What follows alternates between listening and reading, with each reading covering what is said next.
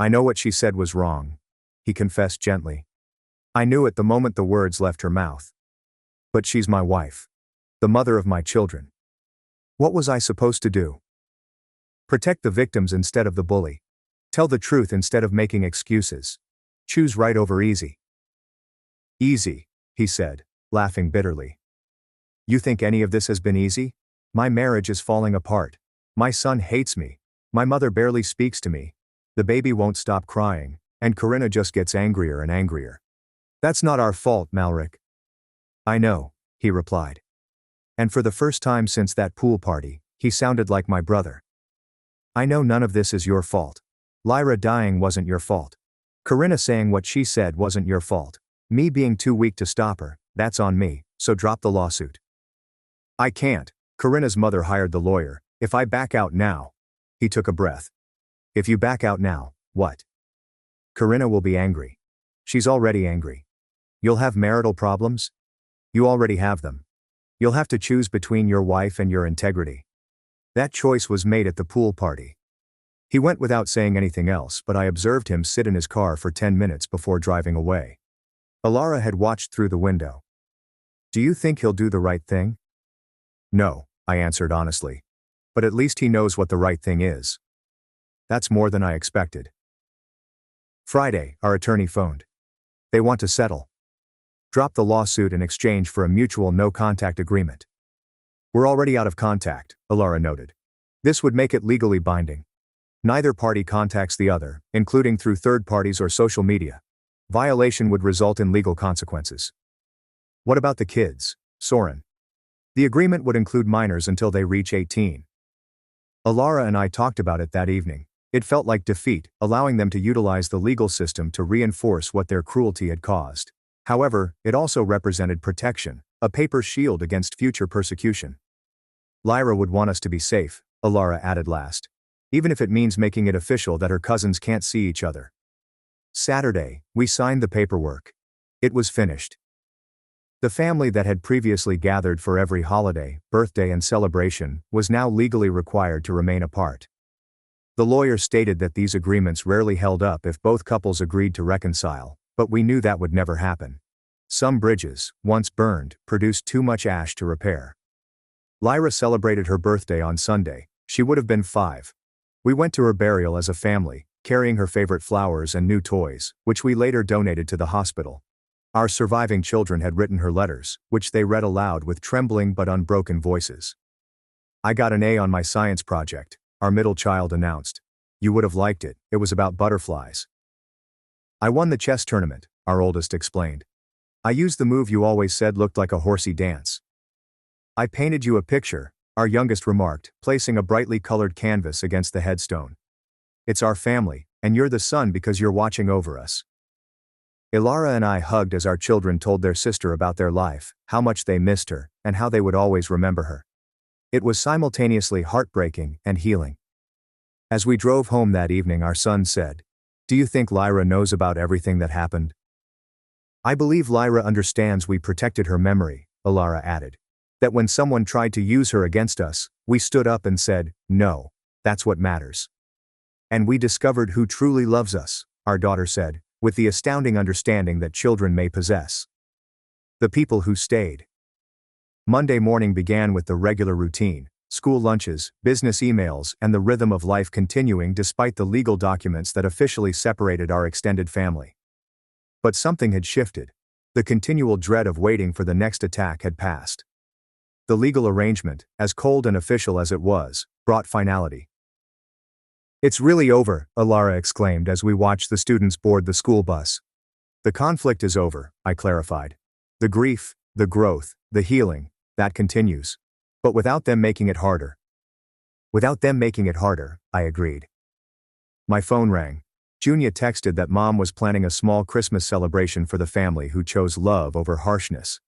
Isolde would be there, as would several cousins who had discreetly supported us, and the family we were forming from the ashes of the one we had lost. As I prepared to leave for work, I remembered Soren's letter, which was stashed in my desk drawer. Regarding Malric's moment of honesty on our porch. Alara's workplace contains rumors about Corinna's mother yelling. Mom finally found her courage, Too late to spare the agony, but not too late to avoid future harm.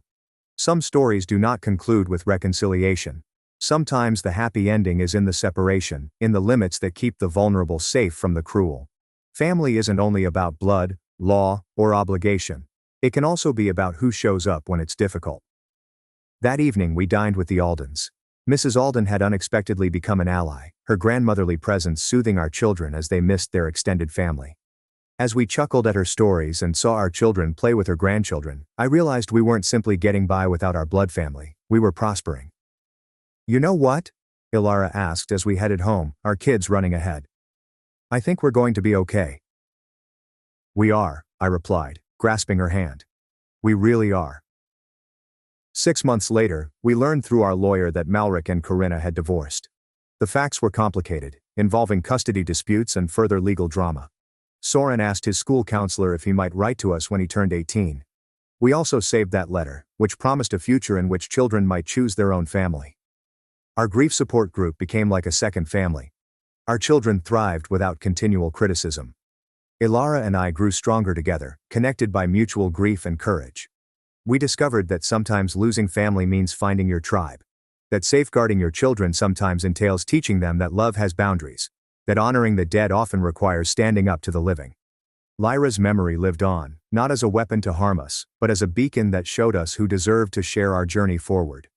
In the end, the best gift Mom could have given us was the clarity to realize that family is defined by who relates to you, with compassion, respect, and love.